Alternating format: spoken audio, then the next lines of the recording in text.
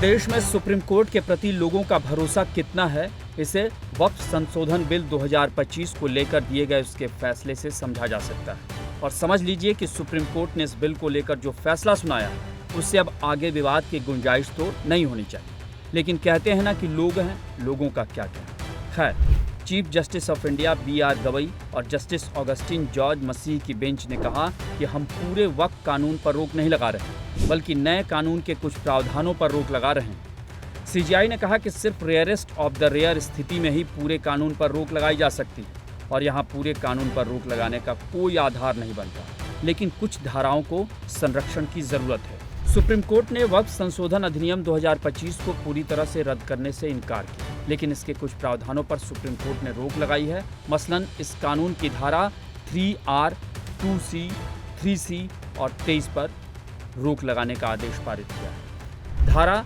3R में यह शर्त की किसी व्यक्ति को वक्फ बनाने के लिए कम से कम 5 सालों तक इस्लाम का अनुयायी होना चाहिए, जिसे सुप्रीम कोर्ट ने कहा कि जब तक नियम नहीं बनता यह शर्त मनमानी हो सकती है और स्थगित रहेगी। यानी वक्फ करने के लिए इस्लाम में 5 साल की न्यूनतम प्रैक्टिस की अनिवार्यता पर रोक लगी। धारा 2C में जब तक नामित अधिकारी की रिपोर्ट दाखिल नहीं होती, संपत्ति को वक्फ संपत्ति न माना जाए। सुप्रीम कोर्ट ने इस प्रावधान को स्थगित कर दिया।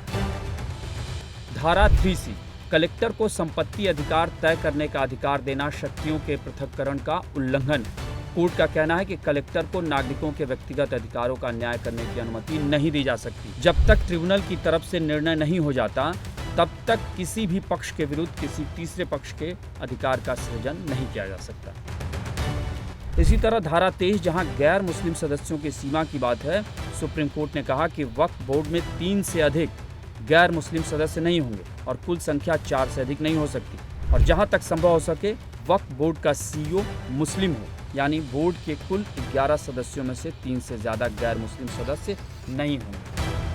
वैसे देखा जाए तो सुप्रीम कोर्ट ने जो फैसला सुनाया है उसके पहलुओं पर अगर नज़र डालें तो उसका ये कहना कि जहां तक संभव हो वक्फ बोर्ड का मुख्य कार्यकारी अधिकारी यानी CEO एक मुस्लिम होना चाहिए, और यहाँ सुप्रीम कोर्ट का आशा इस पर आदेश न देकर एक सुझाव देना अपने आप में काफ़ी महत्वपूर्ण। यानी इस पर जो राजनीति हो सकती थी, अब उस पर करीब करीब सुप्रीम कोर्ट ने विराम लगाने की कोशिश की। सुप्रीम कोर्ट का कहना है कि यह फैसला कानून की संवैधानिकता पर नहीं है। इसके अलावा कलेक्टर की भूमिका वाले मामले में भी सुप्रीम कोर्ट ने किसी तरह के कन्फ्यूजन या कहें तो शक्तियों के दुरुपयोग की आशंका पर लगाम लगाने की कोशिश की, जबकि सुप्रीम कोर्ट का वक्फ संपत्तियों के रजिस्ट्रेशन की अनिवार्यता पर रोक लगाने से इनकार करना भी काफ़ी अहम पहलू है। CJI ने कहा कि वक्फ प्रॉपर्टी के रजिस्ट्रेशन की व्यवस्था 1923 से थी। बहरहाल मुस्लिम समुदाय का वक्फ बाई यूज को बनाए रखने की, जिसके तहत वक्फ कानून में रोक लगाने की मांग की जा रही थी, सुप्रीम कोर्ट ने इसमें कोई बदलाव नहीं किया है।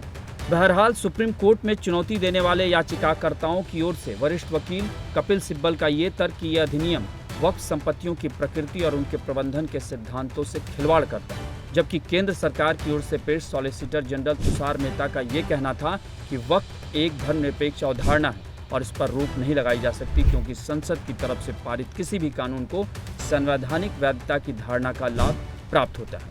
अब सुप्रीम कोर्ट के इस फैसले के बाद इसे लेकर सड़क से संसद तक जारी विरोध गतिरोध खत्म हो जाना चाहिए।